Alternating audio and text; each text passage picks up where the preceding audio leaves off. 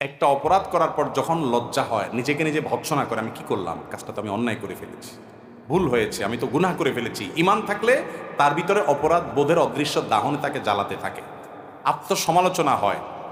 হ্যাঁ, এটা যখন হয় তখন তার কাজ হলো তওবা করে ফিরে আসা।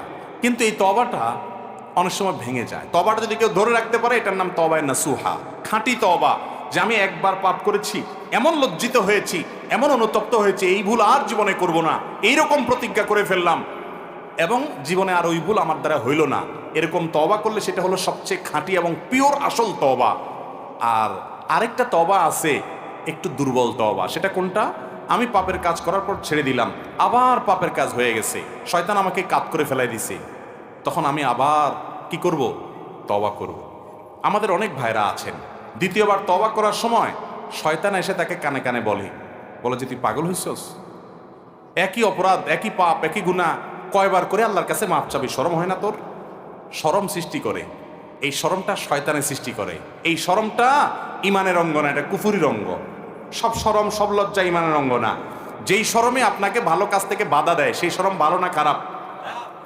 আপনার গোসল ফরজ হয়েছে, স্বপ্নদোষ হয়েছে, যুবক মানুষ গেছেন আত্মীয় স্বজনের বাড়িতে বেড়াইতে, এখন যদি তাদের কাছ থেকে লুঙ্গি চান, লুঙ্গি নিয়ে যান নাই, লুঙ্গি চান এবং যায় সবাই সামনে পুকুরে জুবজুবায়া গোসল করেন, বাথরুমে ঢুকে গোসল করেন, তাহলে শরমের কথা কি বলবে সবাই?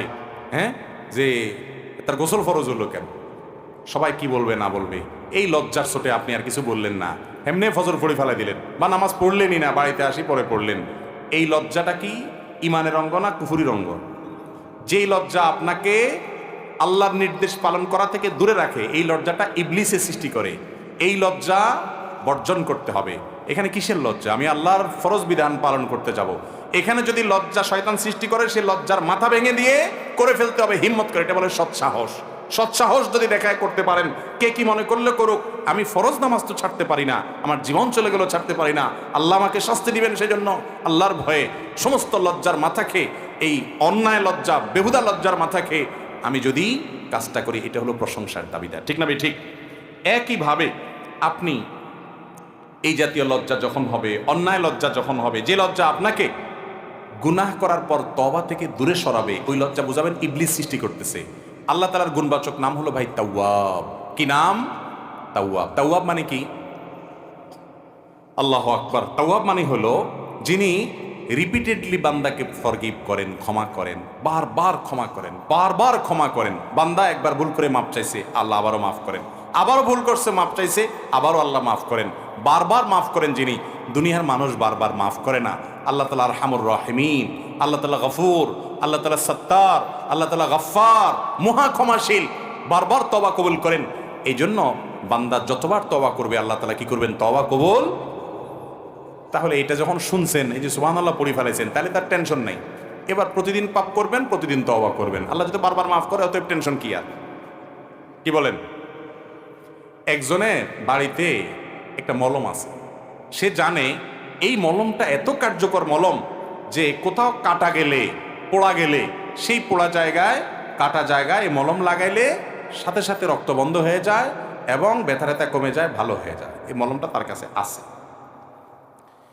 এই জন্য সে প্রতিদিন ছুরি নিয়ে হাত কাটে আর মলম লাগায়, আগুনে আঙ্গুল লাগায়, পোড়ে আর পোড়া গেলে এরপরে মলম লাগায়। এরা আপনি কি বলবেন?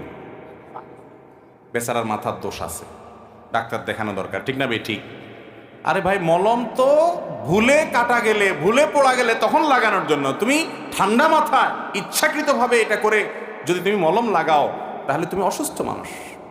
ঠিক তেমনি ভাবে যে ব্যক্তি মনে করে আল্লাহ তো বারবার মাফ করবে, তাইলে আমি পাপ করতেই থাকি, এ হলো বেপরোয়া। এর মাফ হওয়ার সম্ভাবনা কম, কারণ বান্দা যখন ভয়ে সন্ত্রস্ত হয়ে মাফ চায়, তখন আল্লাহ মাফ করে। আর যদি বেপরোয়া হয়ে যায় কিছু না, আল্লাহ তো মাফ করবই। এরকম কিছু লোক আছে নিজেরা খুব বেশি ইমানদার মনে করে, যে আরে আল্লাহ না মাফ করবে, অসুবিধা নেই। বন্ধু বান্ধবরা বিশেষ করে আকাম কুকাম করার সময় আপনাকে ফুসলাবে, বলবে যে আরে আল্লাহ মাফ করে দিবে, কিছু হবে না, এক টান দে। আছে না নাই? এক টান দে, এক টান দে, আল্লাহ মাফ করবে। হুজুর ওয়াজ করছে শুনোস নাই? আল্লাহ বারবার ক্ষমা করে, বারবার ক্ষমা করে, বেটা প্রতি টানে মাফ চাবি। এরকম বন্ধু যদি থাকে, তাহলে বুঝবেন এই বন্ধু ইবলিসের দোসর। এই বন্ধু আপনাকে জাহান্নামে নেবে। এ বন্ধু আপনাকে নষ্ট করবে, এ বন্ধুর সঙ্গ আপনি ত্যাগ করবেন। ভাইরা আমার, আল্লাহ বারবার মাফ করবেন। তখন আপনি চেষ্টা করছেন বাঁচার জন্য, পারেন না, নিজেকে নিয়ন্ত্রণ করতে হয়ে গেছে, লজ্জায় মাথা হেট হয়ে আল্লাহর সামনে মাথা নত করে একাকী আল্লাহর সাথে কথা বলবেন, আল্লাহ আমি তওবা করছিলাম, আবার ভঙ্গ হয়ে গেছে, আল্লাহ আমার দ্বারা হয়ে গেছে পাপটা, আল্লাহ আপনি আমাকে মাফ করে দেন, আমি খুবই লজ্জিত, আর কখনো করব না। নিজেকে আগের বারের যে তওবা হয়েছে তার চাইতে এবার স্ট্রং তওবা করার জন্য বেশি করে শাসন করবেন, নিজের উপরে শাস্তি আরোপ করবেন, নিজেকে বলবেন ঠিক আছে আর এদিকে রাস্তায় যাব না আমি, যাতে তওবাটা আরেকটু যেন লাস্টিং করে। আবারও যদি তওবা ভেঙে যায় এরপরে তওবাটা আরো শক্তিশালী করবেন। এভাবে আস্তে আস্তে আপনার তওবাটা যেন বেশি লাস্টিং করে এই চেষ্টা করবেন। আপনি 2 দিন পর পর তওবা করবেন, প্রতি মিনিটে মিনিটে তওবা করবেন, ঠান্ডা মাথায় পাপ করে তওবা করবেন। এটা বেপরোয়া ভাব। বেপরোয়া হলে মনে রাখবেন আল্লাহর যেরকম গুণবাচক নাম আছে গফফার, আল্লাহর যেরকম গুণবাচক নাম আছে তাওয়াব, আল্লাহর সেরকম আরেকটা গুণবাচক নাম আছে, সেটা কি? কাহ্হার, মহাপাকড়াওকারী। মহাপাকড়াওকারী, আল্লাহর পাকড়াওর মতো কারোর পাকড়াও হয় না। আল্লাহ তাআলা বলেছেন ওয়া উমলি লাহুম ইন্না কাইদি মাতিন। আল্লাহ ছাড় দিয়ে রাখেন, কিন্তু যখন ধরেন এমন ধরা ধরেন নড়ার কোনো সুযোগ। আল্লাহ ছাড় দেন কিন্তু ছেড়ে দেন না। ছাড় দেন কিন্তু ওই বড়শিতে মাছ ধরার মতো, মাছ যখন বড়শি গিলে ফেলে, মাছ ধরেন না, টান দেয়, বড়শির মুখে যখন, মাছের মুখে যখন বড়শি লেগে যায় তখন কি করে? প্রথমে ছেড়ে দেয়, রশি ছাড়ে না, যে তার শক্তি যা আছে এতে লাফালাফি করি যেন সব শেষ হয়ে যায়। যখন শেষ হয় এরপরে কি করে? আস্তে করে কন্ডা শুরু করে। ঠিক না ভাই? ঠিক।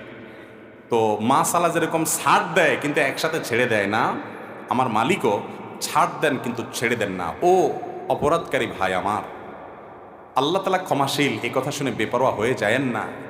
আল্লাহ যে কঠিন পাকড়াওকারী সেটাও মাথা রেখেন। আল্লাহ তাআলা আমাদেরকে সেভাবে তওবা করার তৌফিক দান করুন। তাহলে তওবা করে, তওবা যদি ভেঙে যায় মন খারাপ করা যাবে না। শয়তান যদি আইসা আপনাকে তখন নিরাশ করে দেয়, না তোর আর মাফ হবে না বেটা, এতবার মাপ চাইছিস তারপরও ভেঙে গেছে, দূর আর কি লাভ হবে, তা কাকাম কুকাম করতে থাক, দেখা যাক পরে একসাথে কিছু একটা হয়ে যাবে। বুঝবেন যে ইবলিস বড়টা লাগছে আপনার পিছনে। কারণ আল্লাহ বলেছেন ওয়ালা ইয়াইআস মির রাউহিল্লাহি ইল্লাল কওমুল কাফিরুন, আল্লাহর রহমত থেকে কাফের ছাড়া, অবিশ্বাসী ছাড়া, অমুসলমান ছাড়া কেউ নিরাশ হয় না। ঈমানদার কখন নিরাশ হতে?